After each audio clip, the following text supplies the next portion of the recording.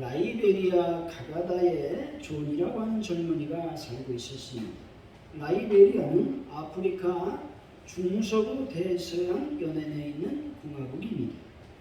그는 아주 미신적이어서 무당의 굿을 믿었다는 것이죠. 그런데 어느 날 그의 집 가까이에 있는 나무에 벼락이 떨어져 그는 사흘 동안이나 의식을 잃었다는 것입니다. 그 일이 있은 어느 날 밤 꿈을 꿨습니다. 근데 꿈에서 미신을 버리고 그리스도를 믿으며 그의 말씀을 따라 살라고 하는 주님의 명령을 듣게 됩니다. 그 결심을 표시하기 위해서 예배당을 지어라 명령했습니다. 그는 며칠 동안 고민을 했습니다. 끝내 그 음성을 따라 예배당을 건축하기로 결심했습니다. 존은 결심을 붙인 다음 날부터 교회의 터를 닦기 시작했습니다. 그러나 뜻하지 않게 동네 사람들의 극심한 반대에 부딪히게 되었다는 겁니다. 동네 사람들은 모두 무당을 믿고 있었기 때문에 반대했습니다. 그래서 존이 무엇을 했을까요? 20일 동안 집에서 금식 기도를 시작했습니다. 꿈의 성취와 동네 사람들의 구원을 위해서 20일 동안 기도를 마친 존은 동네에 나가서 교회 건축을 반대하는 사람들에게 하나님의 복음을 전하기 시작했습니다. 근데 놀랍게도 동네 사람들이 마음의 감동을 받아서 회개하고 교회 건축을 도왔다라는 겁니다. 이 교회는 존의 성령교회라고 이름을 붙이고 그 지방에서 수많은 사람들을 회개시켰고 세례를 주어서 훌륭한 교인을 만들었다라고 하는 겁니다. 이리하여 존은 많은 사람들을 그리스도의 이름 아래 하나로 묶어서 새로운 생활을 하게 하며 생명의 길을 찾게 했다라는 겁니다. 하나님의 인도하심과 이끄심은 다양한 방법이 있다라는 것이죠. 신앙생활에서 자주 등장하는 말은 하나님의 인도하심이라고 하는 말입니다. 인도하심이라고 하는 말은 하나님의 인도하심, 또 말씀의 인도하심, 이 두 단어로 요약해 볼 수가 있습니다. 하나님은 하나님의 말씀을 통해서 성도들을 인도하고 있다는 사실을 여러분이 믿으시기를 바랍니다. 근데 인생을 살다 보면 선택의 기로에 설 때가 많다는 겁니다. 이때마다 대부분의 사람들은 불안해합니다. 하지만 인생은 끝없는 선택의 연속이고 이 선택은 우리들의 삶의 방향을 결정짓는 가장 중요한 요소 중에 하나라는 사실입니다. 아무리 작은 선택이라 할지라도 최선의 것을 취하고자 하는 것이 인지상정이라는 겁니다. 이런 최선의 선택은 무엇인가 바라는 자신의 소망을 담고 있다는 것입니다. 하지만 그러한 선택으로 얻어지는 결과치는 자신이 전혀 기대하지 못한 엉뚱한 것일 때가 너무나도 많다는 겁니다. 때문에 우리들은 선택 앞에서 늘 겸손하여 하나님을 더 의지해야만 되는 겁니다. 잠언서 27장 1절이죠. 너는 내일 일을 자랑하지 말라. 하루 동안에 무슨 일이 일어날지 아무도 모른다 말씀하고 있는 겁니다. 오늘 잘 나간다고 내일을 자랑할 수 없다라는 겁니다. 이것이 인생이라는 겁니다. 왜냐하면 내일 어떤 일이 일어날지 아무도 모르기 때문에 그렇다는 겁니다. 내일은 나의 날이 아니고 내일은 하나님의 날이라는 사실입니다. 우리가 잘 아는 말씀 잠언서 3장 6절이죠. 너는 범사의 걸 인정하라. 그리하면 내 길을 지도하시리라 말씀합니다. 하나님을 삶의 주인으로 인정하고 인도하심을 구하게 된다면 하나님께서 우리가 가야 될 길을 지도하신다고 말씀하고 있습니다. 다시 말해서 하나님께서 나의 길을 지도하신다라는 말은 하나님께서 나를 이끌어 가신다라고 하는 말씀인 것입니다. 사랑하는 성도 여러분, 하나님께서 우리들의 길을 이끄시는 분임을 믿으시고 하나님을 더 의지하는 분들이 되시기를 예수 이름으로 간절히 축원드립니다. 오늘의 본문은 바울은 디모데를 동역자로 삼고 루스드라와 더베에서 제2차 전도 사역을 소아시아 지역을 중심으로 복음을 증거하기를 원했다는 것이죠. 하지만 어떤 방법이었는지는 알 수 없으나 바울은 성령님의 제지를 받아 소아시아에서는 더 이상 복음을 증거할 수 없게 되었다는 것이죠. 그래서 바울은 방향을 바꾸어 부르기아, 갈라디아 지방을 거쳐 비두니아 지역으로 북상하려고 계획했습니다. 그러나 성령님께서는 그의 길마저 막아섰습니다. 이렇게 되자 바울은 자신의 계획을 포기하고 에게 연안의 항구 도시인 드로아에서 하나님의 뜻을 기다릴 수밖에 없었다는 겁니다. 그런데 이때 하나님께서는 마게도니아인의 환상을 통해 바울의 발걸음을 유럽 쪽으로 돌리게 하셨다는 겁니다. 여기서 우리는 무엇을 계획할지라도 그 걸음을 이끄시는 분은 주님이라는 사실을 깨달아야 된다는 겁니다. 그리고 그 뜻에 겸손히 순종하는 성도가 되어야 한다는 겁니다. 오늘 말씀을 통해서 이끄시는 성령 하나님이란 제목으로 하나님의 은혜를 나누도록 하겠습니다. 성령 하나님은 바울뿐만 아니라 우리들의 인생을 도와주신다고 말씀하고 있는 것입니다. 우리들의 연약함은 어디에 있다라고 성경은 말씀합니까? 육체적인 연약함이라는 겁니다. 바울뿐만 아니라 인간은 육신을 갖고 있기 때문에 연약할 수밖에 없다고 말씀하고 있는 것이죠. 그래서 마태복음 26장 36절에서 41절까지 말씀을 보면 예수님께서 십자가에 달리기 전에 겟세마네 언덕에 올라가서 기도하는 장면을 보여주고 있습니다. 마태복음에서는 베드로와 세베대의 두 아들과 함께 갔다고 말씀하고 있습니다. 또 마가복음에서는 세베대의 두 아들, 즉 그 이름에 대해서 야고보와 요한이라고 정확히 명시하고 있다는 겁니다. 이때 예수님이 반응이 어떻습니까? 고민하여 슬퍼했다 말씀합니다. 마태복음 26장 37절 하반절이죠. 베드로와 세베대의 두 아들을 데리고 가실새 고민하고 슬퍼하사 말씀합니다. 예수님의 고민이 얼마나 깊었는지에 대해서 말씀하고 있는 것입니다. 예수님은 인간적인 모습 속에서 죽음이 두려웠을 것이죠. 예수님은 다급해졌고 긴박한 상황에 빠져들고 있었습니다. 그래서 제자들과 함께 겟세마네 동산에 올라가서 기도를 하고 계신 것입니다. 이제 38절에서는 이렇게 말씀하죠. 그 마음이 심히 고민하여 죽게 되었다 말씀하고 있습니다. 심히 고민하여 마음이 죽게 되었다. 이 말씀은 예수님의 인간적인 모습을 철저히 보여주고 있는 말씀인 것입니다. 예수님께서 신이셨는데 왜 이런 나약한 모습으로 다가오고 계신 것일까요? 그것은 예수님의 그 연약한 모습은 바로 육신이라고 하는 몸을 가지고 있었기 때문에 그렇다는 것이죠. 이제 그 연약하신 예수님은 바로 피곤하여 지친 또 자고 있는 제자들에게 그 육신의 연약함에 대해서 인정해 주고 있는 모습을 보게 됩니다. 마태복음 26장 41절 하반절에서 그렇게 말씀하죠.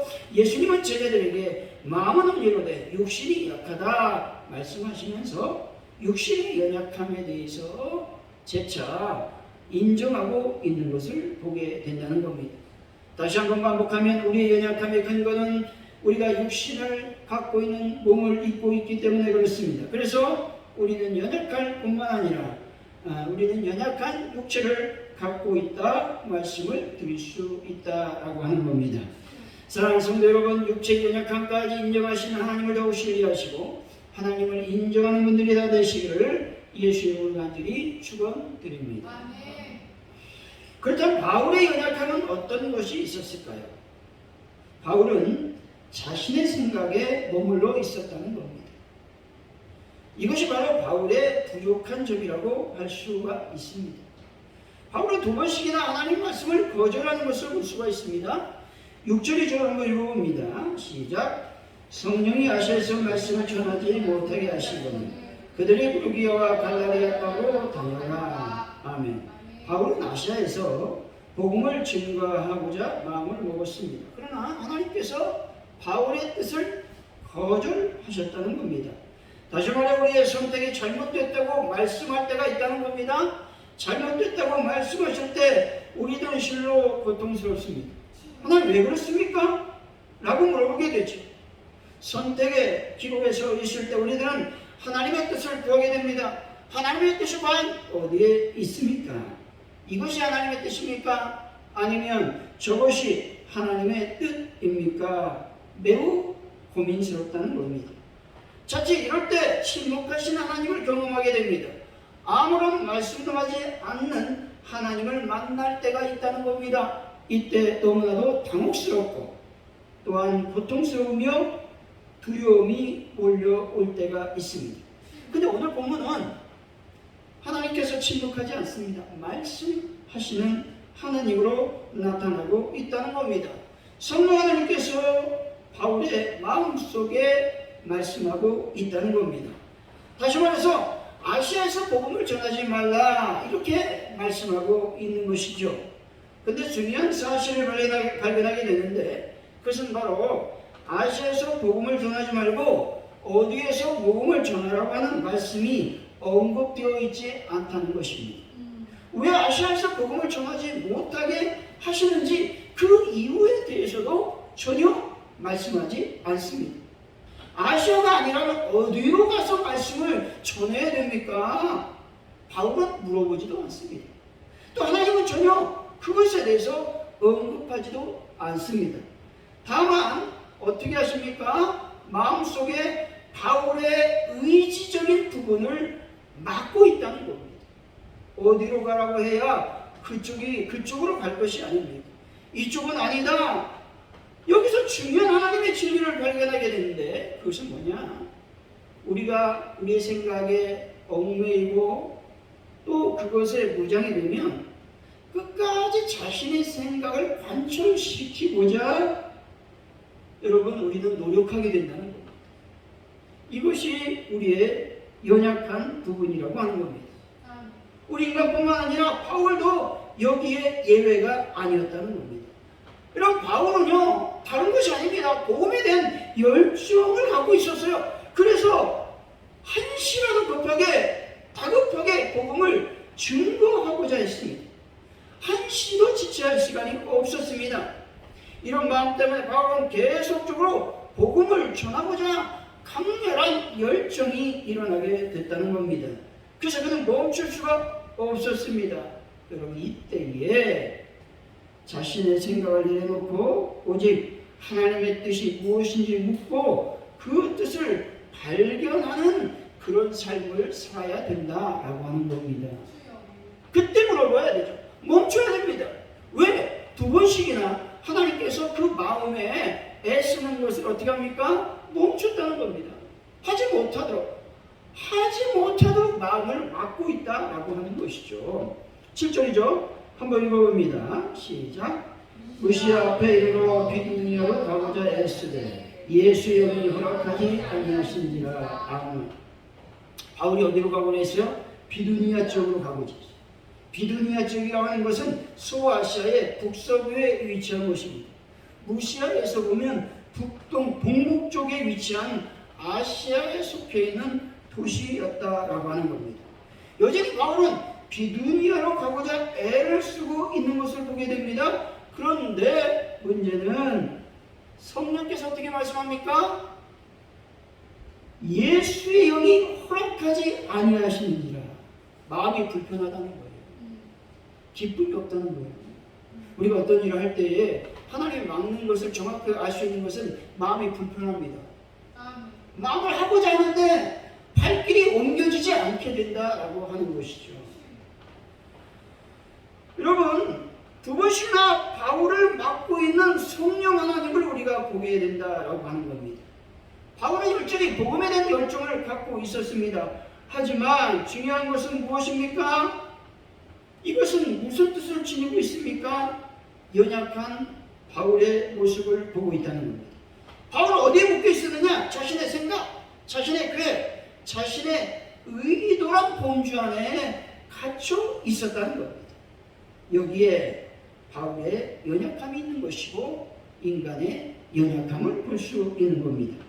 여러분, 바울은 어떤 사람이었습니까? 하나님께 훈련을 받았습니다. 바울은 하나님의 신실한 일꾼이기도 했습니다.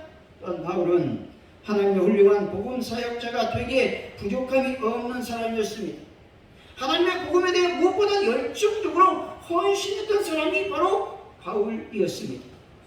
그러나 여전히 연약한 부분을 드러내고 있는 모습으로 우리들에게 바울은 다가오고 있는 것입니다. 따라서 바울의 연약함은 자신의 열정적인 생각에 머물고 있었다라고 하는 겁니다. 사랑하는 성도 여러분, 자신의 연약함이 무엇인지 깨닫고 나의 생각, 나의 계획, 나의 의도에 머물지 말고 오직 하나님의 뜻 안에 머무는 분들이 되시기를 예수 이름으로 간절히 축원드립니다. 그렇다면 왜 바울이 이런 생각에 머물러 있었을까요? 첫째로 바울은 심하게 다투었다는 겁니다.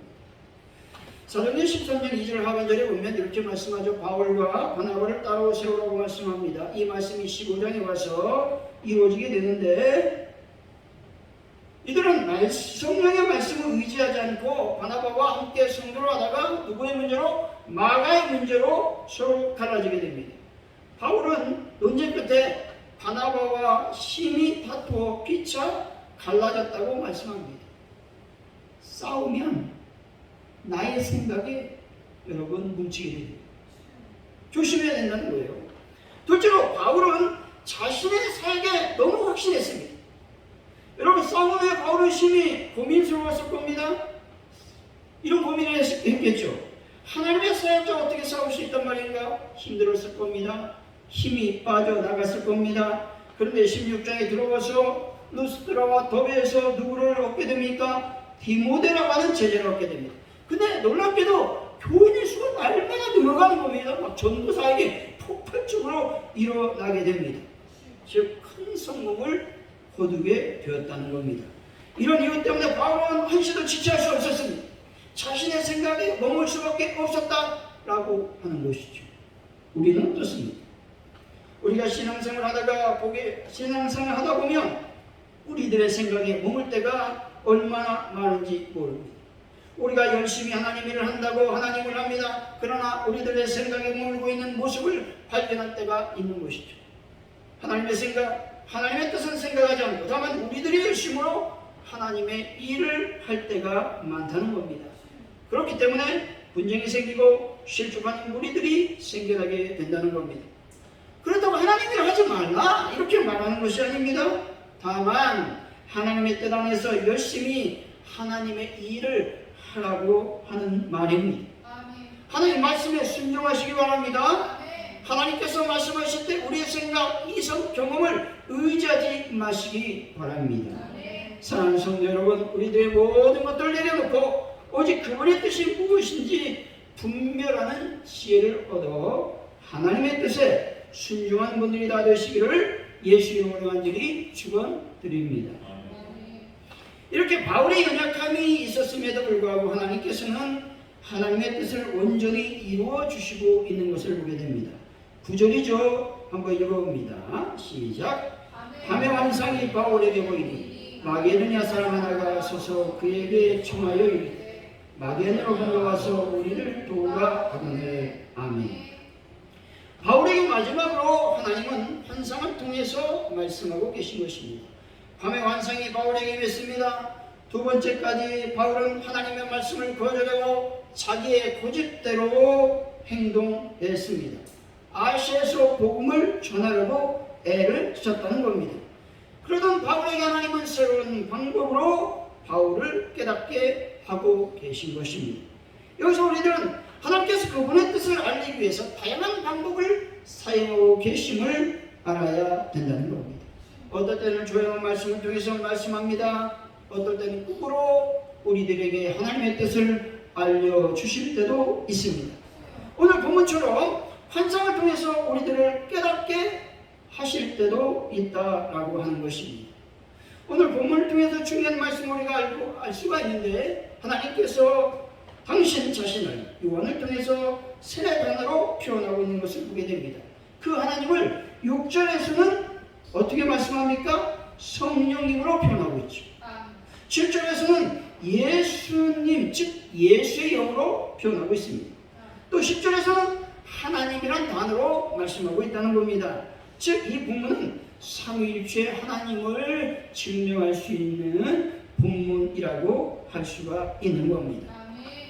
여기서 알 수 있는 것은 하나님은 우리의 뜻을 거절할 때가 있습니다. 그런데 중요한 것은 뭐냐? 더욱 좋은 것을 우리들에게 채워주시는 분이다라는 겁니다. 그 하나님은 어떤 분입니까? 우리를 창조하신 창조주 하나님이십니다. 하나님은 놀라운 분이십니다. 하나님은 정말로 위대한 분이십니다. 하나님 우리들에게 영광을 받기에 충분한 분이심을 믿으시기 바랍니다. 다양한 방법으로 말씀하시는 하나님을 찬양하는 분들이 되시기 바랍니다. 하나님은 바로 우리들의 선택의 기로에 있을 때 반드시 말씀하시고 이끄시며 깨닫게 하신다는 사실입니다. 이 놀라운 분이 우리들의 아버지라는 사실을 여러분이 믿으시기 바랍니다. 이 사실을 믿게 되면 우리는 춤추지 않을 수밖에 없는 것입니다. 슬퍼할 일이 무엇이 있습니까? 지금 악길 때문에 고민하고 계신 분이 있습니까? 곧 그 고민을 풀어주실 분이 임하게 될 것입니다. 그분은 실로 우리들의 연약함을 담당하셨습니다. 직장의 문제, 사업의 문제, 가정의 문제, 건강의 문제, 관계의 문제 등 이 모든 것들을 반드시 하나님께서 풀어주실 것을 믿으시기 바랍니다. 걱정하거나 염려하지 마시고 어두운 터널에서 기쁨의 길, 즉 기쁨의 빛으로 나오시는 분들이 되시기 바랍니다. 하나님께 모든 것을 맡기고 그분의 뜻을 구하는 분들이 되시기 바랍니다. 그러면 반드시 하나님은 우리들의 모든 소원을 들어주실 것입니다. 선택의 기로에 서 있을 때 우리는 분명히 깨달아야 됩니다. 그것은 하나님께서 말씀하시고 그 뜻이 확실하게 깨달아진다면 반드시 그것을 행해야만 된다라는 것입니다. 이때 여러분 지체하지 마시기 바랍니다. 10절이죠. 한번 읽어봅니다. 시작. 바울이 그 환상을 보았을 때 우리가 곧 마게도냐를 떠나게 있으니 이는 하나님의 주 사람들에게 복음을 전하라고 우리를 부르신 대로 인정함이라. 아멘. 복음을 위해 열정적으로 헌신했던 바울은 연약한 존재였습니다. 하지만 말씀이 더 확실해지니 바로 복음을 향한 발걸음을 지체하지 않았다는 겁니다. 바울은 마게도냐로 떠나기로 힘썼습니다. 바울은 하나님께서 자신의 뜻을 거절했음에도 불구하고 절망하지 않고 하나님의 뜻대로 다시 이루어졌다라고 하는 겁니다. 결론적으로 우리들은 육체를 갖고 있기 때문에 모두 연약함을 갖고 있다는 사실이죠. 바울은 심히 다투고 사역의 성공으로 말미암아 자신의 생각에 묶이는 연약함이 있었습니다. 그럼에도 불구하고 하나님은 새로운 사역의 길로 바울을 이끄시는 분이셨습니다. 그때 바울은 여전히 복음의 열정을 보여주고 있습니다. 즉시 하나님의 뜻대로 움직이고 있는 바울을 보게 되는 것입니다. 사랑하는 성도 여러분, 우리의 연약함을 뒤로하고 하나님 말씀에 순종하여 복음을 열정적으로 증거하는 귀한 분들이 되시기를 예수의 이름으로 간절히 축원드립니다. 기도합니다. 하나님 아버지 감사합니다. 성령 하나님 우리를 이끄시는, 우리 연약함을 돌보시는, 우리의 부족함을 탄식하시는 하나님이심을 믿습니다. 오늘도 우리의 생각, 우리의 계획, 우리의 어떤 이성, 우리의 경험에 묶이지 않고 하나님의 뜻 안의 몸으로 하나님께 순종하며 사는 저희들의 삶이 되게 하여 주옵소서. 감사합니다. 예수님의 이름으로 기도하옵나이다. 아멘.